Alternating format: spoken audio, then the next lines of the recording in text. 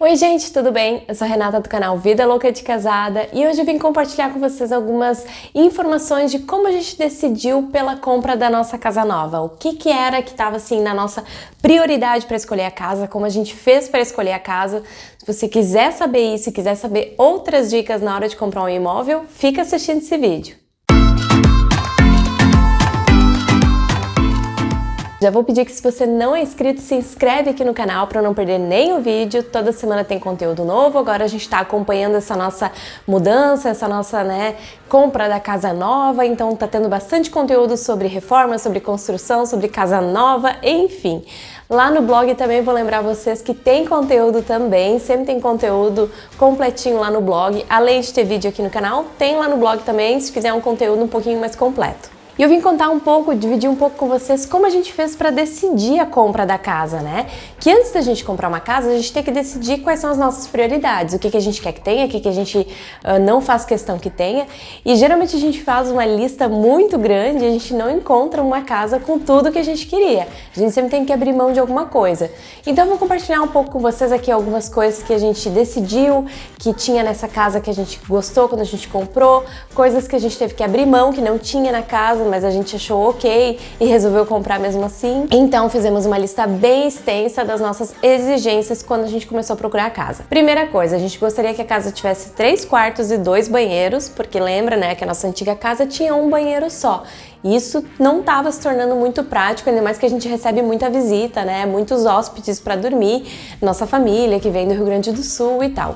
Então a gente precisava de pelo menos 2 banheiros e 3 quartos, porque é um quarto pra gente, um quarto pra Maia e um quarto para visita / escritório. Outra coisa que também era essencial era ter uma melhor localização comparada com a nossa antiga casa. Quem aqui da Grande Florianópolis deve conhecer que a gente morava no bairro Barra do Aririú, em Palhoça, e é um bairro bem distante, né? Todo mundo fala que é um bairro bem longe de tudo e realmente era. Então a gente perdia muito tempo se deslocando para sair de casa, para ir para os lugares.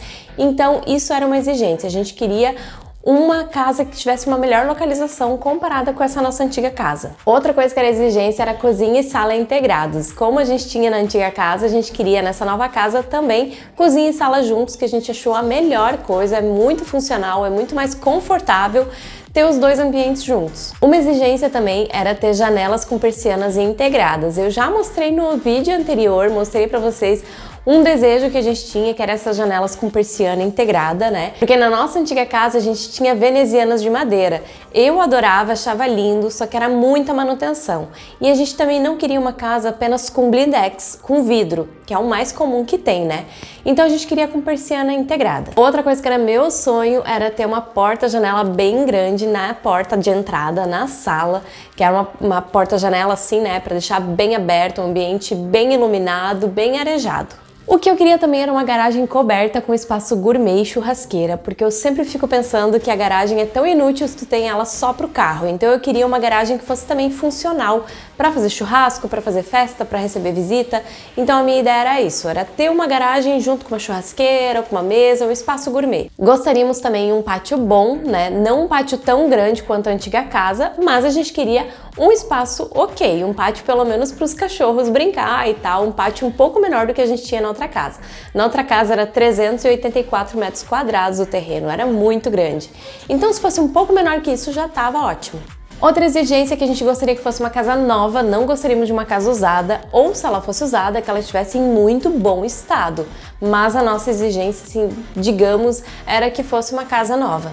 Queríamos também grades nas janelas para ficar mais seguro, né? Outra coisa que teria que ser uma casa térrea, não sobrado, e também unifamiliar, que é uma casa sozinha no terreno, sem ser as casas geminadas. E a última exigência, só que eu acho que é a mais importante, que não tivesse necessidade de aumentar o nosso financiamento. A gente gostaria de vender nossa casa e conseguir comprar outra sem ter que botar mais dinheiro em cima, sem ter que mexer na questão do financiamento que a gente já tá tendo na antiga casa. Então é uma lista grande e claro, dá pra ver que teve várias coisas que a gente não cumpriu nessa casa nova. A gente fez essa lista e começou a ir atrás das casas que a gente queria.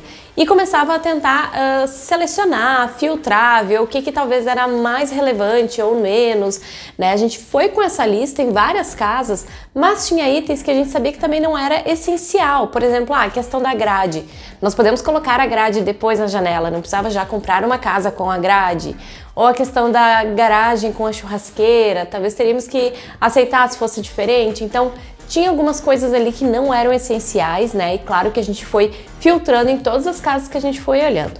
Acabou que a gente viu que um ponto muito importante era a localização. A gente viu que também dentro do valor que a gente tinha e queria pagar, a gente não estava encontrando uma casa numa localização que a gente gostasse. A gente ia ter que encontrar uma casa mais distante e acabaria ficando a mesma coisa do que a nossa antiga casa. Então a gente pensou, vamos gastar o dinheiro que a gente quer gastar, mas comprar numa casa mais distante, ou vamos investir um pouco mais, aumentar um pouco o nosso financiamento e comprar numa localização melhor, que é o que a gente quer. Acabamos fazendo esse esforço, né? Calculamos ali os nossos valores, nosso financiamento, a venda da casa e conseguimos aumentar um pouco o financiamento para comprar uma casa numa localização um pouco melhor. E agora eu vou falar para vocês também os itens que a gente tirou para escolher essa casa. Janela com persiana integrada. No vídeo anterior eu falei para vocês que o construtor ia entregar a casa com a janela de blindex, só de vidro, mas que nós íamos pagar a diferença para colocar as janelas com persiana integrada. Só que, gente, é muito caro, é mais de R$2.000 uma janela com persiana integrada. Então resolvemos aceitar a janela que o construtor vai botar.